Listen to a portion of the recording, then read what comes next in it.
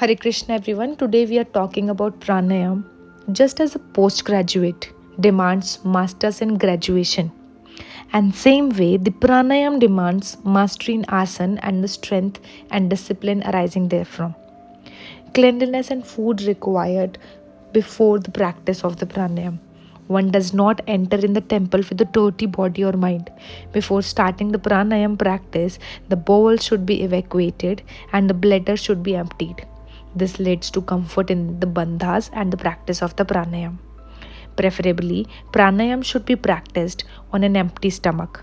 But if this is difficult, then a cup of milk, coffee, or a cocoa may be taken. Allow at least 6 hours of elapse after a meal before the practice of the pranayam. Light food can be taken after finishing the practice. So, what will be the best time and place for the practice of the pranayam? Best time is to practice in early morning, preferably before sunrise and after the sunset. According to Hatha Yoga Pradipika, pranayam should be practiced 4 times a day, which is early morning around 4 to 5 am, in the noon, which is 12, in the evening, which is around 5 to 6 pm, and in the midnight around 12 o'clock. This is hardly possible in fast modern age. Therefore, it is recommended to practice at least 15 minutes a day, but the 80 cycle for intentionally devoted practitioners and not for the average householder. So if you are an average practitioner or who have just started the practice of pranayam, can do the practice at least 15 minutes a day at any time between, like, from among these 4 times of the day. The best season in which to start the practice are spring and autumn, when the climate is equable. Pranayam should be done in clean and airy places, free from insects. Since noise create restlessness, practice quiet hour. It should be practiced with determination, regularity, and at the same time try to practice your pranayam at the same time in which you are practicing every day, and the place and in the same posture. Variations is permissible, it's not compulsion, but try to be at the same time and at the same place. In the type of pranayam, for example, if Surya Bhedan is practiced one day, you can practice second day, you can practice Shitli pranayam, and Bhastrika you can practice on the third day. But there's one pranayam which you should practice daily, which is Nadi Shodhan pranayam, which you should practice every day. So what will be the posture while you are doing the practice of pranayam? Breathing should be done through the nose only, except in Shitali and Shitkari.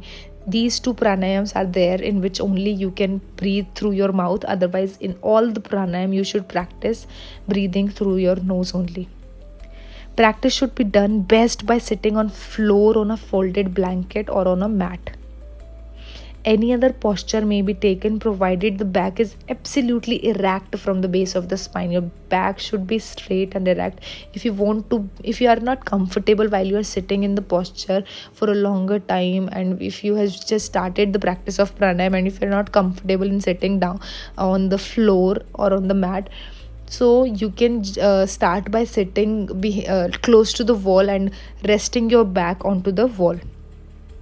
Next, during the practice, no strain on face or any other body part should be felt. The thighs and arms should be relaxed deliberately, since they are unconsciously tense during pranayam practices, which is not comfortable for the body.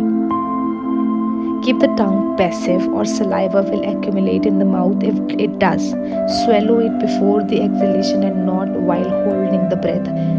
You should be very careful about these things.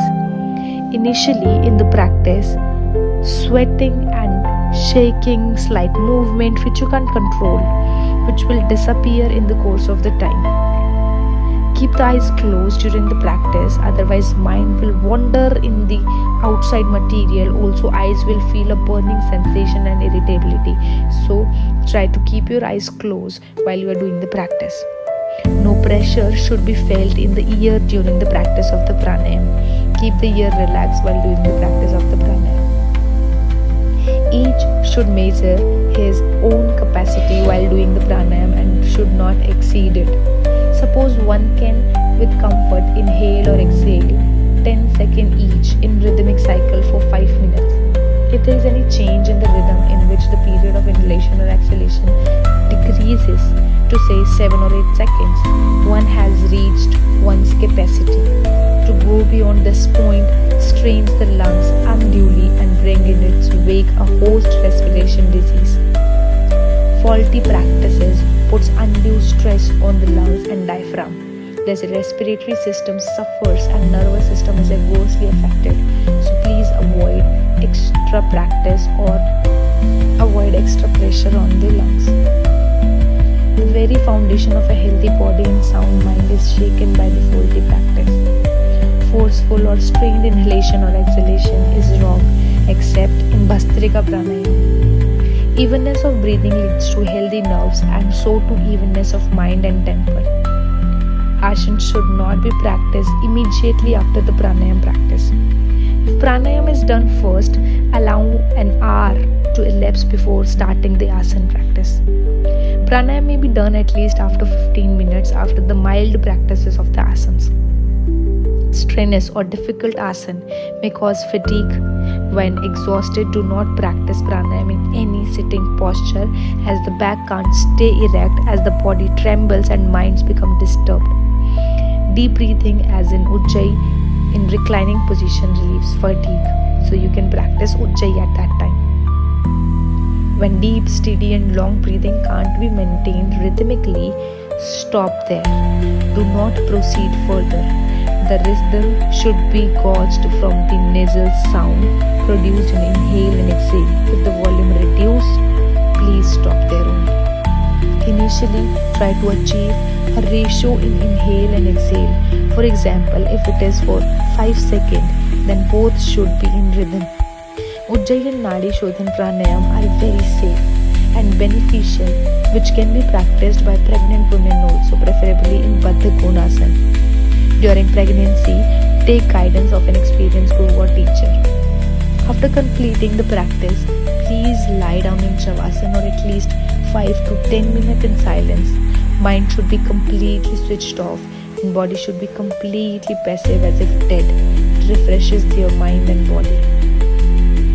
Now in this we have learnt about the hints and cautions of the pranayam. Now in the next video we will learn about the techniques and the different types of pranayam. So stay tuned. Till then, bye bye, Radhe Radhe.